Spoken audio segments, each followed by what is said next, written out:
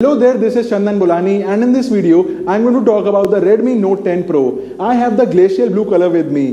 This has 6GB of RAM and 128GB of storage. Honestly, I'm really obsessed with this camera. Let's get to it. The Redmi Note 10 Pro has a 6.67-inch size screen which offers a superior immersive viewing experience with vibrant colors on the ultra-bright 120Hz Super Amoled display.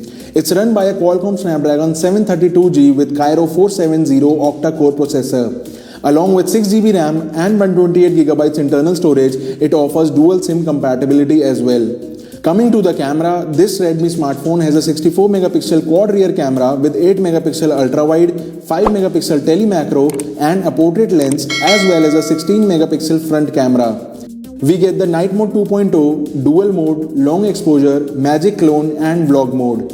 With these, you're always ready to shoot your best content on the go. Lastly, it has a massive 5020mAh large battery with 33W fast charger in box and Type-C connectivity. This is a gorgeous smartphone with a great camera, battery and processor. Definitely check it out.